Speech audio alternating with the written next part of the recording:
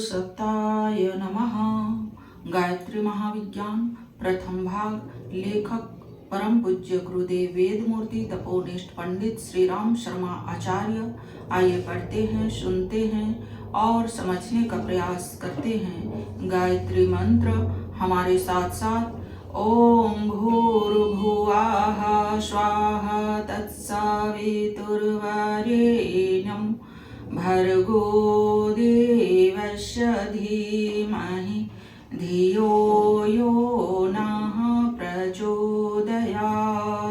कूर्म से ब्रह्म नाड़ी के गुंथन स्थल को आध्यात्मिक भाषा में कुंडलिनी कहते हैं। जैसे काले रंग से आदमी का नाम कलवा भी पड़ जाता है, उसी प्रकार कुंडलाकार बनी हुई इस आकृति को कुंडलिनी कहा जाता है। यह 3.5 लपेटे उस कूर्म से लगाए हुए है और मुंह नीचे को है। विवाह संस्कारों में इसी की नकल करके भंवर या फेरे होते हैं। 3.5 सुविधा की दृष्टि से 4 परिक्रमा किए जाने और मुंह नीचा किए जाने का विधान इस कुंडलिनी के आधार पर ही रखा गया है, क्योंकि भावी जीवन निर्माण की व्यवस्थित आधारशिला पति पत्नी का कूर्म और ब्रह्मनाड़ी मिलन वैसा ही महत्वपूर्ण है जैसा कि शरीर और प्राण को जोड़ने में कुंडलिनी का महत्व है। इस कुंडलिनी की महिमा, शक्ति और उपयोगिता इतनी अधिक है कि उसको भली प्रकार समझने से मनुष्य की बुद्धि लड़खड़ा जाती है। भौतिक विज्ञान के अन्वेषकों के लिए आज परमाणु एक पहेली बना हुआ है। उसके तोड़ने की एक क्रिया मालूम हो जाने का चमत्कार दुनिया ने प्रलयंकर परमाणु बम के रूप में देख लिया। अभी उसके अनेकों विध्वंसक और रचनात्मक पहलू बाकी है। सर आर्थर का कथन है कि यदि परमाणु शक्ति का पूरा ज्ञान और उपयोग मनुष्य को मालूम हो जाए तो उसके लिए कुछ भी असंभव नहीं रहेगा।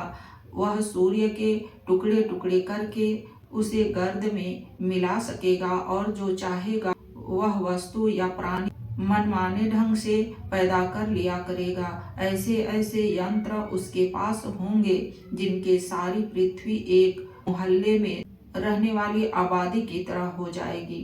कोई व्यक्ति चाहे कहीं क्षण भर में आ जा सकेगा और चाहे जिससे चाहे जो वस्तु ले दे सकेगा तथा देश देशांतरों में स्थित लोगों से ऐसे ही घुल मिल वार्तालाप कर सकेगा जैसे दो मित्र आपस में बैठे बैठे गप्पे लड़ाते रहते हैं। जड़ जगत के एक परमाणु की शक्ति इतनी जा रही है कि उसकी महत्ता को देखकर आश्चर्य की सीमा नहीं रहती। फिर चैतन्य जगत का एक स्फुलिंग जो जड़ परमाणु की अपेक्षा अनंत गुना शक्तिशाली है, कितना अद्भुत होगा इसकी तो कल्पना कर सकना भी कठिन है। योगियों की अनेक प्रकार की अद्भुत शक्तियां होने के वर्णन और प्रमाण हमें मिलते हैं। योग सिद्धि सिद्धियों की अनेक गाथाएं सुनी जाती है।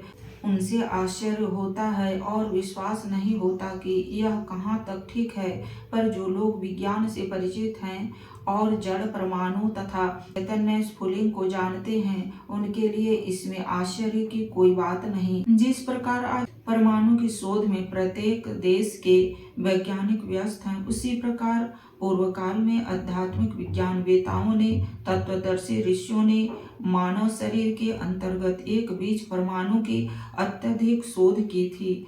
2 परमाणुओं को तोड़ने, मिलाने या स्थानांतरित करने का सर्वोत्तम स्थान कुंडलिनी केंद्र में होता है, क्योंकि अन्य सब जगह के चैतन्य परमाणु गोल और चिकने होते हैं, पर कुंडलिनी में यह मिथुन लिपटा हुआ है। जैसे यूरेनियम और प्लेटोनियम धातु में परमाणुओं का गुंथन कुछ ऐसे टेढ़े तिरछे ढंग से होता है कि उनका तोड़ा जाना अन्य पदार्थों के परमाणुओं की अपेक्षा अधिक सरल है। उसी प्रकार कुंडलिनी स्थित स्फुलिंग परमाणुओं की गतिविधि को इच्छानुकूल संचालित करना अधिक सुगम है। इसलिए प्राचीन काल में कुंडलिनी जागरण की उतनी ही तत्परता से शोध हुई थी जितनी कि आजकल परमाणु विज्ञान के बारे में हो रही है। इन शोधों के परीक्षणों और प्रयोगों के फलस्वरूप उन्हें ऐसे कितने ही रहस्य भी करतलगत हुए थे, जिन्हें आज योग के चमत्कार के नाम से पुकारते हैं। मैडम ब्लेवेट्स्की ने कुंडलिनी शक्ति के बारे में काफी खोजबीन की है। वे लिखती है, कुंडलिनी विश्वव्यापी सूक्ष्म विद्युत शक्ति है जो स्थूल बिजली की अपेक्षा कहीं अधिक शक्तिशालिनी है। इसकी चाल सर्प की चाल की तरह टेढ़ी है। इसे ऐसे सर्पाकार कहते हैं। प्रकाश 1,85,000 मील फी सेकंड चलता है, पर कुंडलिनी की गति 1 सेकंड में 34,05,000 मील है। पश्चात वैज्ञानिक इसे स्प्रिटफायर सर्पेंटल पावर कहते हैं। इस संबंध में सरजान गुटरफ ने भी बहुत विस्तृत विवेचन किया है। कुंडलिनी को गुप्त शक्तियों की तिजोरी कहा जा सकता है। बहुमूल्य रत्नों को रखने के लिए किसी अज्ञात स्थान में गुप्त परिस्थितियों में तिजोरी रखी जाती है और उसमें कई ताले लगा दिए जाते हैं ताकि घर या बाहर के अनधिकारी लोग उस खजाने में रखी हुई संपत्ति को न ले सकें। परमात्मा ने हमें शक्तियों का अक्षय भंडार देकर उसमें 6 ताले लगा दिए। ताले इसलिए लगा दिए हैं कि वे जब पात्रता आ जाए, धन के उत्तरदायित्व को ठीक प्रकार समझने लगे, तभी वह सब प्राप्त हो सके। इन 6 तालों की ताली मनुष्य को ही सौंप दी गई है ताकि वह आवश्यकता के समय तालों को खोलकर उचित लाभ उठा सके। यह 6 ताले जो कुंडलिनी पर लगे हुए हैं 6 चक्र कहलाते हैं। इन चक्रों को वेधन करके जीव कुंडलिनी के समीप पहुंच सकता है और उसका यथोचित उपयोग करके जीवन लाभ प्राप्त कर सकता है। जब लोगों की कुंडलिनी साधारणतः अस्त व्यस्त अवस्था में पड़ी रहती है, पर जब उसे जगाया जाता है तो वह अपने स्थान पर से हट जाती है और उस लोक में प्रवेश कर जाने देती है जिसमें परमात्मा शक्तियों की प्राप्ति हो जाती है। बड़े बड़े गुप्त खजाने जो प्राचीन काल में भूमि में छिपे पड़े होते हैं, उन पर सर्प की चौकीदारी पाई जाती है। खजाने के मुख पर कुंडलीदार सर्प बैठा रहता है और चौकीदारी किया करता है। देवलोक भी ऐसा ही खजाना है जिसके मुंह पर षटकोण कूर्म की शिला रखी हुई है और शिला से लिपटी हुई भयंकर सर्पनी कुंडलिनी बैठी है। वह सर्पनी आधिकारिक पात्र की प्रतीक्षा में बैठी होती है। जैसे ही कोई अधिकारी उसके समीप पहुंचता है, वह उसे रोकने या हानि पहुंचाने की अपेक्षा अपने स्थान से हटकर उसको रास्ता दे देती है और उसका कार्य समाप्त हो जाता है। कुंडलिनी जागरण के लाभों पर प्रकाश डालते हुए एक अनुभवी साधक ने लिखा है, भगवती कुंडलिनी की कृपा से साधक सर्वगुण संपन्न होता है। सब कलाएं, सब सिद्धियां उसे अनायास प्राप्त हो जाती है।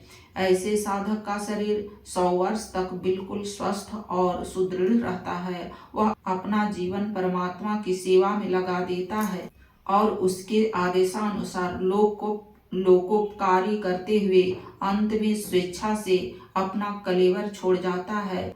कुंडलिनी शक्ति संपन्न व्यक्ति पूर्ण निर्भय और आनंदमय रहता है। भगवती की उस पर पूर्ण कृपा रहती है और वह स्वयं सदैव अपने ऊपर उसकी छत्र छाया होने का अनुभव करता है। उसके कानों में माता के ये शब्द गूंजते रहते हैं कि भय नहीं, मैं तुम्हारे पीछे खड़ी हूँ।